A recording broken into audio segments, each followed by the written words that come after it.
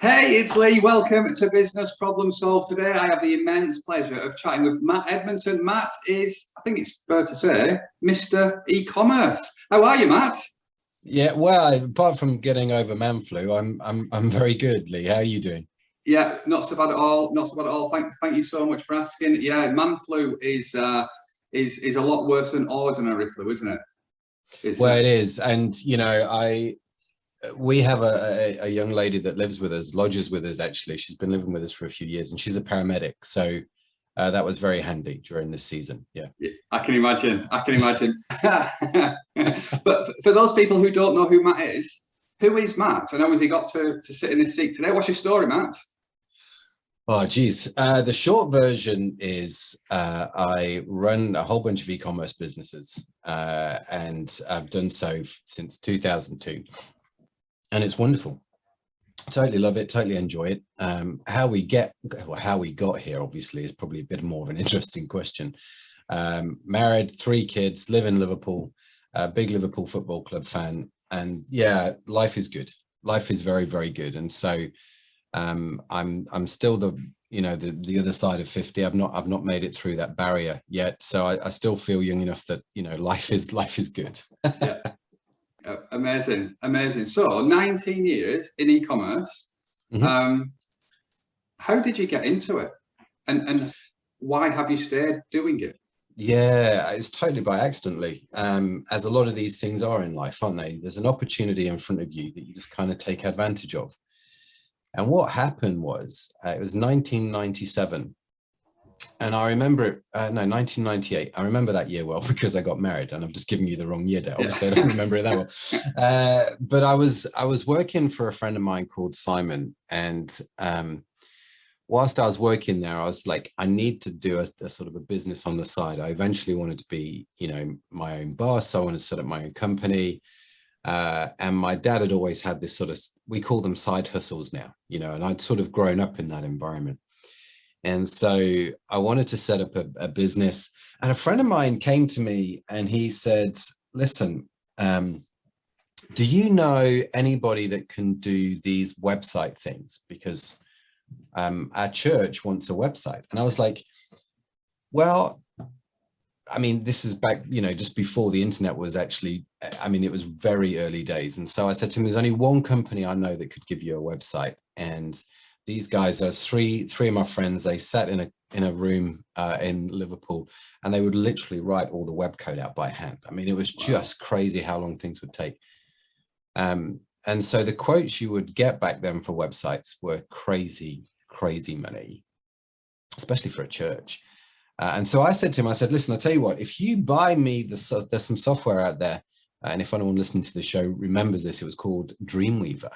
I said, there's some software called Dreamweaver. If you buy that, I'll figure it out and I'll write the website for you. And he said, all right, done, deal. And so I don't know why I said that. To this day, I can't give you a reason. I just thought I'd be interested to learn how to write websites, and so that's how it started.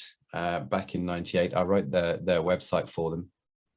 And then it didn't take too long after that. So 2002, we launched our first e-commerce business. That's just when e-commerce was starting to become more and more well-known. Yeah. And so I did my first e-commerce site in 2002. It was a website called TanMad, which was, I don't even know if it's still going, to be fair, but basically we sold tanning products online. A friend of mine up in Leeds, he was a wholesaler of tanning products, and I was like, mate, can I just sell your stuff online and see if it sells? I've never done an online business. I don't know what to sell online. But if you don't mind, I'll just buy it as and when I sell it. And he said, no, totally fine, knock yourself out. So we did. We just had this little experiment, and TanMad took off. And 6 months later, I sold that business to the guys that I was buying the product from. So yeah, that's how it kind of started, really. Amazing. Yeah. So question for you then, Matt. Before Dreamweaver and the church website, what were you doing? I was working for a guy called Simon at a company that used to be called Seven Leisure, and we basically installed health spas. And so, saunas and steam rooms and things like that. So I designed health spas for a living. That's what I did. We installed health spas. I did that until 2001. And Simon sold the business and he moved over to New Zealand, and we're still good friends even to this day. And he sold that business 2001, and that's when I went full time on the web stuff. Yeah, amazing. No, yeah. What would you say you do best? Build team. I Build would a say. team. Yeah. I think I get on well with people, and I enjoy people. I enjoy being around people, even in a digital world, you know, the world of the internet, which is, I mean, that's a phenomenal thing in its own right. But I just enjoy being around people. I enjoy adding value to a conversation. Do you know what I mean? That sort of, when it came to like the health spas, you would be faced with a piece of paper or blank room, and you'd have to create something that was wonderful for the client's budget. And I love that. I love the challenge of that. I love the meeting the clients and talking with them and creating something together that was just extraordinary. And that desire to be around people, to learn from them, to try and do something with them is kind of, yeah, I'd say that's driven me to where I am now. Yeah, I love that. I love that as well, because a lot of what you do is online, and people perceive that as not people centric. But the fact that you're so successful doing what you do, and the one thing that you say is what you do best is building a team with people, I think that says a lot about you and what is the real secret of your success. In fact, actually, I've just used the word success. And do you see yourself as successful? I do. And I think if you look at it through different lenses, success becomes a funny word, doesn't it? And so success can mean very different things to different people. And I remember there was one time I was interviewing to become a non-exec on a fair trade, but there's a PLC in the UK called Tradecraft. They're a fair trade organization. And they were interviewing me to become a board member. And I thought it was my first non-exec role. It was very exciting. It was an organization which I thought was doing a marvelous thing for the world and for the planet. I was like, that's fair trade. It's cool. Yeah, I could get involved in that. Knew nothing about the industry whatsoever. Yeah. And I'm sat there interviewing, and I remember the interview really well, because the lady that was interviewing me was a beautiful lady. I won't mention her name just in case she's listening, but this beautiful lady was interviewing me, asking me about e-commerce business and asking me about success, because we were, at the time I had a business selling beauty products online. And if you went on there, you could buy, you know, face cream for like 100 quid. And so she was asking me about this. She was like, you have this face cream on your website for 100 quid. Some would say that's very ostentatious, even immoral. And so she was asking me questions around success, but for her, success and for their organization, what a lot of people thought was successful, for her was the exact opposite. It was distasteful. Do you see what I mean? Yeah. And so, but then you kind of, I've got another good friend of mine. He's walking in the Himalayas at the moment. He has 2 McLarens. You know, why you need 2? I don't know, but he has 2 McLarens. And it's kind of like, it's very fascinating the road we go down. My wife works with refugee and asylum seekers. And so through the lens of their eyes, I'm one of the wealthiest people on the planet, you know. And so I think it all depends on whose eyes you look through. But if you look through my eyes, I would say I'm successful, but not because of my business. And that's probably maybe the point that's worth noting. I'd say I'm successful because I've been married for 23 years and it's a beautiful thing. I have 3 kids, all of whom I think still like me, none of whom I killed as they were growing up. So we get on well. I have a good relationship with them. I don't live in the biggest house. I don't drive a McLaren. I actually sold my Lexus. I didn't sell my Lexus, that's a lie, but I don't drive my Lexus anymore. I drive a van. I love my van. Should have done it years ago. But do you know what I mean? I think success is one of those funny things, isn't it? And I would say I'm successful, but not because of the business or the money, but because of other things. Yeah, I love that. So people are coming across really quite strongly in terms of your values or what it is that you value. Has that always been the case? I think it has to be, doesn't it? Because, you know, we grow up with values as people. I think what we value is important to us, even if we don't verbalize that, even if we don't consciously know that. To the point now when we interview people for our company, or when I do coaching or consulting for other companies and we look at their staff, there's two questions that we want to ask. One is, what's their level of skill? What's their level of competence? You know, how good are they at their actual job? And I can read that in their CV. I can read that in their appraisals, do you know what I mean? So on and so forth. But the next question we always ask is, how aligned are they to the values of the company? Because if they're not aligned to the values of the company, I don't care how good they are, they're never going to be great for you. And in fact, if you can get somebody who is so competent at their job, but is so culturally misaligned, we call those guys terrorists, right? It's your archetypal salesperson that doesn't care about anything other than getting the next big sale. And the company is so afraid of getting rid of them because they're so successful at what they do, but they're so culturally misaligned. And so I think your values, whether you know it or not, drive you massively. And being aware of them, being aware of your values helps you so much in life. Do you know what I mean? Make right decisions. And so understanding that, I would say probably about 10, 12 years ago, I did a massive piece of work with a life coach, just in terms of understanding this whole idea of values and my values and what drove me. And it made a massive difference.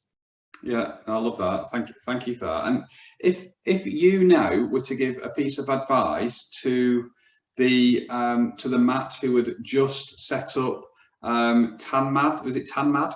Yeah. Yeah. So if you were to give some advice to Matt who's just started up TanMad now, what advice would you give him? I'd say to him, it's going to be all right. You'll be amazed. You know, enjoy the journey. I think if I look back now, the things that I've done well, like family and marriage, I've got no issues there. I'd probably say to him, listen, Matt, don't buy property. It's not your skill set. You're going to lose a lot of money. don't do that. And I think I'd probably say to him, whenever you set up a business partnership, so whenever you set up a business with somebody, have an exit date and have it really clear on a piece of paper what the expectations are of both of you, especially if you go into business with a mate. And I'd say that some of the key learnings that I've had over the years will be around those things. Don't do property, at least for me. Do digital; it's much more sensible. Just be wildly cautious about business partnerships. I think business partnerships are unbelievably good. And it's great to have partnerships with people, but partnerships, I think, need an end date. And I think especially partners with friends need a contract. That'd be what I'd say to myself. Yeah, gotcha. Okay, so when you talk just quickly about the business partnership stuff, when you set up a business, is it with a view to it having an end date, or when you set up the business or businesses, do you set them up with a view to having an end date? It's not easy for me to say. Or is it just for the health of the partnership that you have that view to working towards an end date? I think, well, there's two different questions there, Lee. One is around business partnerships and one is around business. I think I'm of an age, right? I don't know if you've ever read the book, The E-Myth with Michael Gerber. Yeah. Great book. I remember reading that at the start of my business journey. And he said in that book, you need to build this business to sell it. And you need to understand, if you don't sell it to somebody else, you're in effect the person that's buying it. You're trading your time, your hours, your sweat, your energy for that business, right? So somebody somewhere is buying it, either you are or somebody else is, but you need to build it in such a way to sell it. And that's kind of always stayed with me. So every business I've ever started, at some point in my head, I know I'm either going to end it because it's failed, or I'm going to sell it because it's time to move on, or I'm personally going to buy it. But when it comes to business partnerships, there are very few business partners that I've met that have had good longevity, right? So I've not met many business partners that have been business partners for 30, 40 years. And I think business partnerships, when they start, they're great and they're synergistic and they're wonderful and they're amazing and they bring immense value. But I think life has a habit of happening, doesn't it? And so when you're talking about relationships with people, life sort of changes for both parties in that business relationship, and you see things in different ways, or different needs start to come out of the woodwork. And so this is where I think a written down contract is helpful, especially with friends. I've seen a lot of business partnerships with good friends fail, and actually end badly. But I think, you know, just starting out your business partnership journey together with a statement saying, you know what, in 10 years time, or in 5 years time, how do we end this well? I'm not saying that we are going to end this well, but how do we end this well? What is it you're looking for? What is it I'm looking for? And what does that mean when we get there? And you have that conversation ahead of time, so it doesn't surprise you when you get there. Because there will come a point, I think, where you're not as connected with your business partners in terms of the direction of the business. And for the sake of the friendship, for the sake of the relationship, that should probably end. Yeah, no, makes perfect sense. Makes perfect sense. And it would be a huge opportunity missed if I didn't chat to you about e-commerce and the secrets of e-commerce and stuff. So if you were coaching somebody now that had something to sell online, a product to sell, how should they go about it? What is the secret of success in e-commerce? Yeah, well, the first thing to realize, I think, Lee, is there's no silver bullet, right? And so ignore anybody that tells you there is. And, you know, the secret to success doesn't necessarily lie in social media. It doesn't lie in a great website. It doesn't, in all the places that you think people tell you, it just isn't there, right? So the fundamental thing is for any e-commerce website to work, and, you know, if I had a drum roll, I'd give you one. This is not rocket science, right? For an e-commerce business to work, you have to have a product that people want to buy. And I know that sounds blindingly obvious, but I would say 99% of e-commerce businesses that I've seen fail because they've got products that nobody wants to buy. They've got products that they want to buy, or they sell products that maybe their mum would buy just because they're related to them, but nobody else on the planet could care. And so you've got to have a product that people want to buy. You've got to present that product in a way that is unique and stands out from everybody else. Okay. So one of the classic ones we saw pre-pandemic was sunglasses websites. So more sunglasses websites than I could, you know, look at before the pandemic. And all that happened was everybody just went to AliExpress and they're like, oh, I can buy sunglasses there for like £1 or $1. And I can throw them on a website and sell them for 20 quid. But you've got a product that no one's willing to pay 20 quid for because they're $1 pair of sunglasses, right? And you're not presenting it in a way that is going to captivate or capture that person. People aren't fools, right? So, you know, one of the biggest complaints you hear with e-commerce is I'm getting traffic to my website, but nobody's buying. Well, no one's buying because your website's either rubbish or because your product is presented so badly and so poorly that no one cares. And so the rules of marketing, the rules of getting on well with people, the rules of persuasion, they all work online. Those principles still matter. Have a good quality product that people care about. Have a good quality product that people want to buy. And just know that product better than anybody else and present the information in a way which is compelling online, and people will absolutely fall over themselves to buy it from you, especially if you follow that up with great customer service. Remember, you know, you've got, it is digital, it is online, but fundamentally your business is driven by people, you know, and for an e-commerce business to work, it's not just one person, it's thousands. You need thousands of people to come to your website and buy. So you can't treat them like a number. You know, you've got to treat them like real people. And I think if you do that, have a product that people want to buy, present it in a way that's compelling and informative, and have customer service that is so magnetic that people will shout out about your, you know, their experience of buying with you, you'll have a great e-commerce business. If you can't do those things, you're going to struggle, if I'm honest. Yeah, so love that. How do you get people to see your product? Because I think what you spoke about there is one of the challenges is people come into a website but they're not buying. What I see is some people having challenges of not getting enough traffic to be able to see it first. How would you tackle the initial problem? I don't think traffic is the initial problem, Lee, if I'm honest with you. Yeah. I think traffic's an interesting one, because I could go out today, as long as I've got enough money, I can get traffic to my website. That's a fundamental thing in the modern era, right? I can go and buy Facebook ads, I could do Google ads, and I could get people to my website. I might not make any money on that first sale, which is fine if I've got good upsells or good cross sells, or I'm going to sell to them on a repeat customer basis. So I think you've got to get good at paid media. You've got to get good at Facebook ads. You've got to get good at Google traffic. But again, I come back to this problem. Is the problem traffic, or is the problem the product? And so, or is the problem the way the website talks about the product? So we call this conversion. We had a client came to us and said to me, he said, Matt, listen, our website was turning, I can't remember the exact numbers, but our website was turning, I think, over about 700 grand, something like that.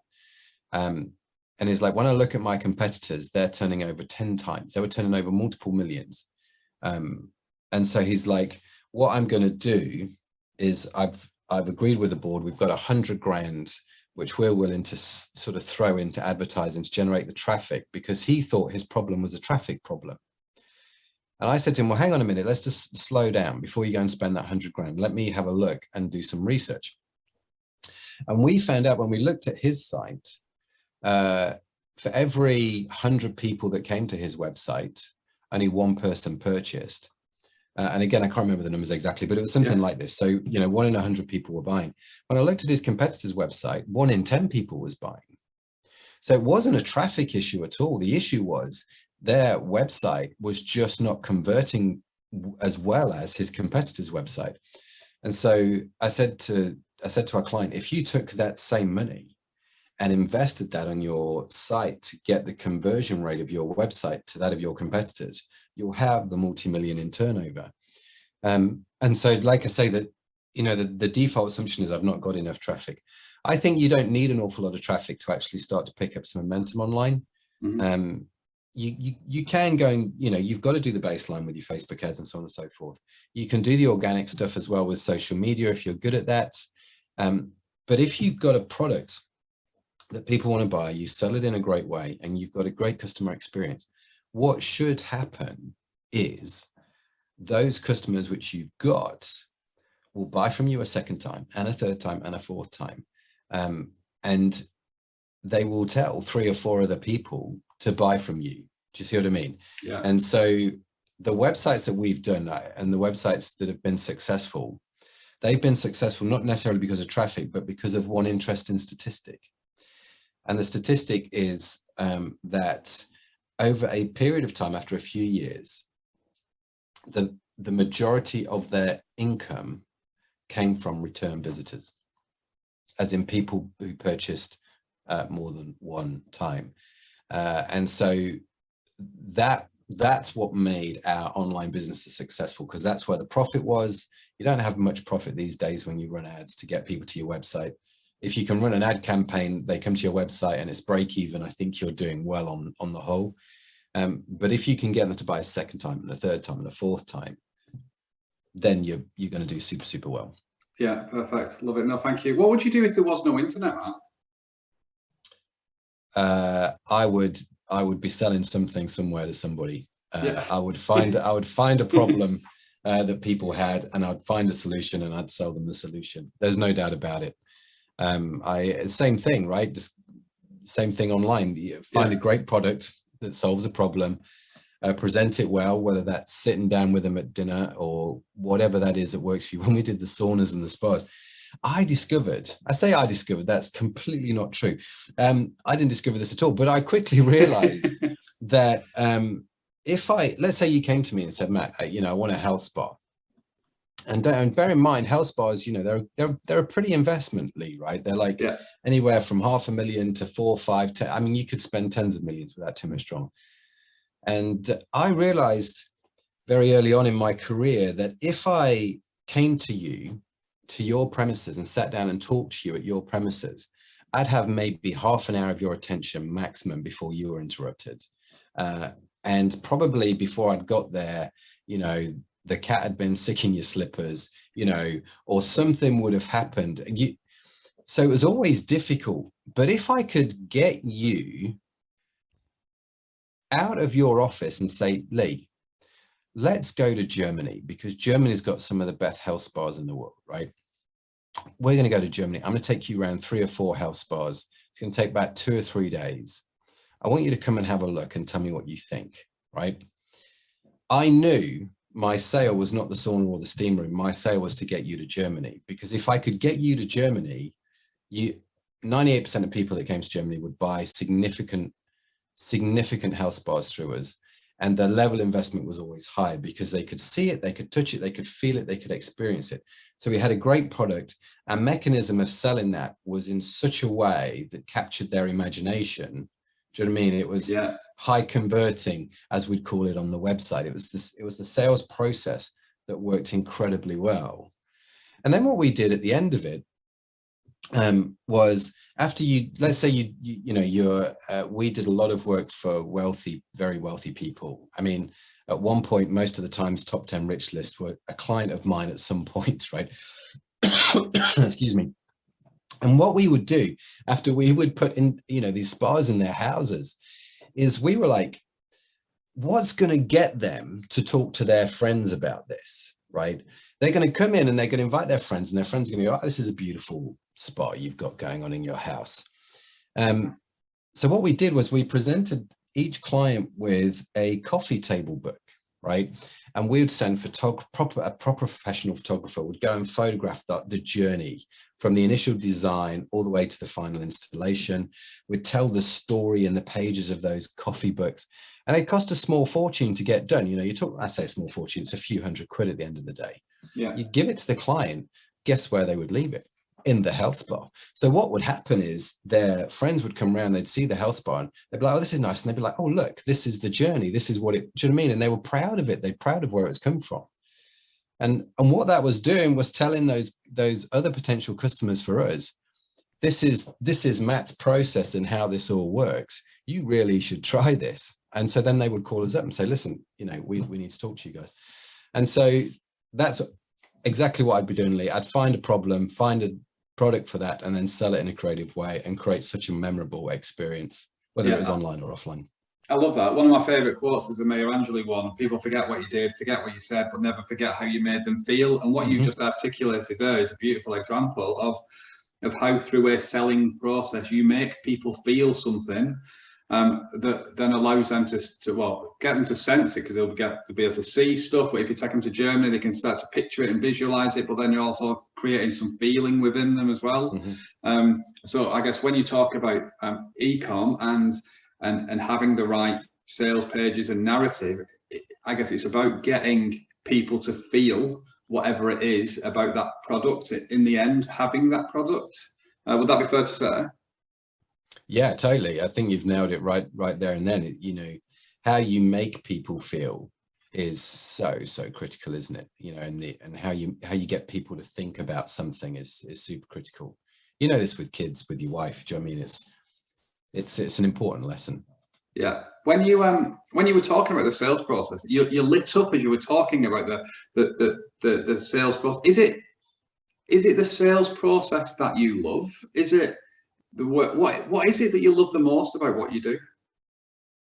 I love meeting new people. I love helping people. I think if you can, it's like you said to me at the start, what do you want to get out of this podcast? If I had a course, I mean, we've got courses and I could talk about promoting those and all that sort of stuff, but I think as long as I come away feeling that I've added value, do you know what I mean? That whoever's listening to the show goes, he's had a husky voice, bless him, but he actually said some stuff which is going to help me. That, I think, is what drives me. And the sales process is, I remember Zig Ziglar saying this, because sales, I think, has got a bad rap over the years. I remember Arthur Daly, do you know what I mean? Growing up watching Arthur. Yeah. And Zig Ziglar said that sales is just telling the truth attractively, right? And so I can see the problem, I can see the solution, and my skill set then becomes in helping you see that's going to work for you, not in a manipulative kind of way, but actually I'm just telling the truth attractively in a way that's going to connect your problem and the solution together. And I think as long as I'm personally convinced that whatever it is, whatever the solution is that I'm selling is actually genuine and authentic and real. Yeah. I love that. Do you know what I mean? I really do. I remember, it doesn't happen so much now, but do you remember the days where people would knock on your door and say, I'm basically here to sell you double glazing? Yeah. You know, and it was that kind of, and you get a lot of these guys knocking, and my heart felt for them, you know. I mean, it's a hard job to have this sort of knocking on the door thing. I've done it, didn't enjoy it. Do you know what I mean? It's a hard thing. And so I made this decision.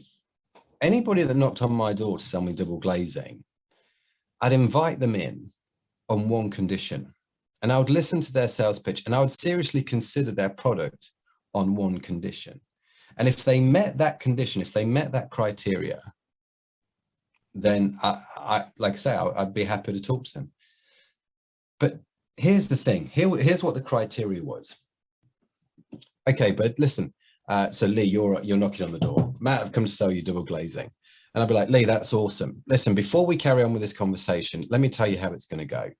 You're going to tell me that I'm never going to get as better deal as you can offer me, and the product is never going to be as good. You hands down beat the competition. You've got all the latest innovations. You've got all the awards, which is great for you. Really appreciate that. So before we carry this on, and I'm happy, you know, you come inside and we talk about this, but I need you to do me one thing first. And that is, I want you to call your company right now and have them email over to me a copy of the order that you placed for these windows for your house. Because if these windows are as good as you say they are, my friend, you will have them in your house. Yeah. And if you don't have them in your house because you still live with your mum, she's definitely going to have them. So I'll have a look at your mum's order. And do you know how many people, Lee, I invited into my house just with that one thing? Yeah, not very many. Not a single person. And so that's, for me, that's bad sales. You have to sell products in a way that is authentic and genuine and real. You have to believe in the products. You have to know about them. You have to love them and enjoy them. And if you don't, well, you're not really telling the truth attractively. You're just trying to manipulate me so you can get paid. And it's like that never really works in the long run. And I never really sort of go with that. And so the best salespeople aren't salespeople. They're just totally convinced that their product is actually genuine and authentic and is going to help you and bless you. And if you have that, they could be entirely wrong. Do you know what I mean? Steve Jobs for me was a classic one. You know, I'm not necessarily a massive fan of Steve Jobs, I'm not going to lie, but from a sales position, from a sales point of view, he was so passionate about those products. He was so invested in them. He was so convinced that they were the best they could possibly be at that point in time. And that came across in every single presentation that he did. And so no wonder people got drawn up in it, you know. Yeah, no, completely. It comes back to the people felt that belief, didn't they? And on that journey. The question that's popped into my mind now is, when you were creating the site for TanMad, were you an orange colour? Were you wearing the product? We, at the time, because I was doing house bars, we installed a lot of sunbeds in the house bars. That's how I knew the guys. I appreciate there's people listening to the show that can't actually see me. I am almost, you know, I am very pale. When I see the sun, I go very, very red. But the tanning products that I used are more the ones that stop me going red. And I definitely use those. But this is part of the reason why TanMad, I still don't own it, and I got out of it because my values weren't aligned to it. I was the guy on the doorstep trying to sell you double glazing that I'd never, do you know what I mean? It was just, for me, it was an experiment at the time. And it was fine for a short run thing, but there was never going to be any longevity in it. There was never going to be any passion into it. And so I used, like I say, one or two of the ones that stopped me going red, but that was about it. So what is next for Matt Edmondson? Great question. So we have just sold one of our main e-commerce businesses, which is that was a heck of a learning curve, let me tell you. But we've sold that business, so time is a little bit freer. I've got involved with this company here actually a little bit. There's a company called Vegetology, which I've got involved with. These guys make supplements like vitamins and minerals and, you know, omega-3s and stuff, but they're all vegan certified. Amazing guys, love the product, love the story. And so I've sort of got involved with that and taken over that a little bit, which has been great. Loving that, getting my head around that whole thing. It's fantastic. Yeah. Just carrying on with the coaching, carrying on with the consulting, just trying to help people and, you know, and make a go of this whole thing called life. Yeah. Love it. If you could summarize your journey so far in just a few words, what would you use? Faith-filled would probably be the two words I'd use to describe it, because you have to have faith on the journey. Faith in the sense that I don't know what tomorrow is going to bring, right? I mean, before we recorded, you were talking about your friend. Yeah. I was talking to a lady earlier on who had some major tragedy in her life. You know, sometimes tragedy hits, sometimes circumstance hits. It doesn't matter you just don't know what's around the corner, but that shouldn't stop you going for it, you know, and just having faith, I guess, in yourself, faith in your family, faith in your wife, faith in your abilities, faith in your creator, I suppose, if you're that wide as well, whatever it takes, you know, to get you to go for it today, irrespective of what tomorrow does or doesn't have. That, I think that's what you have to do, and you have to go for it well and strong and you know, and really give it a good shot. Yeah, I love that. And what are you having for your tea, Matt? Genuinely, this evening, I don't know, Lee, because Sharon's cooking tonight. What I can tell you tomorrow is we are going to have pulled pork tacos. So a couple, you know, over lockdown, I don't know if you've done the same thing at your house, but over lockdown, I was like, this whole outdoor, because we met a lot of people outdoors and we had to sit in our back gardens, you know, all those sort of times. And so what we've done at our house is we took a big section of our garden, we basically covered it, right? So it's almost like an outdoor cafe now. And see, there's seating areas, and I built an outdoor kitchen. And one of the things that I purchased was a Traeger. Okay, so this is like it's a barbecue. It's a sort of a wood pellet barbecue, and this just has this screw inside it, which just feeds these wood pellets into the fire constantly. So you never have to do anything. Wow. You just literally turn it on, and you get the most amazing smoked flavors. I'm a big fan, I have to be honest with you. And tomorrow we're going to cook a pork shoulder. It's going to take about 9 hours to cook, and it will be so good. We're going to mix that with a bit of homemade guacamole, so you can smoke the avocados, throw in there some red onions, some tomatoes, and actually one of the secret ingredients to good guacamole is actually sweet corn. Take some sweet corn and just grill it, put the sweet corn in there, bit of lime juice, bit of barbecue rub. You've got the most amazing guac, bit of cheese, taco shells. Yeah, amazing. I'm looking forward to it. Yeah, when we started this conversation an hour ago, I wasn't expecting one of the value things that you were going to offer was how to make amazing guacamole. So wow, thank you so much for that. So Matt, I just want to say thank you so much for your time today. Thank you so much for sharing your story and the value along the way as well. It's been an absolutely immense pleasure to chat with you. One final question: if people want to know more about you, where would they go? What would they do? What would they find? Sure, it'd be great to connect with anybody. Just head on over to my website, mattedmondson.com. You'll find all my social media links there, or on Instagram, it's at Matt Edmondson. On Twitter, it's at Matt Edmondson. Not that I ever check Twitter, but I'm on Facebook as well. I'm on LinkedIn. But yeah, if you just go to mattedmondson.com, you'll find all the information there. It'd be great to connect. Amazing. Thank you so much again, Matt. It's been an absolute pleasure to get to know you, and good luck with everything you've got going on, especially the pork tomorrow. Oh, you're a legend, Lee. I really appreciate it. It's good to go down some of these things and just think these things through a bit more, which has been wonderful. So I appreciate you having me on and asking me these amazing questions.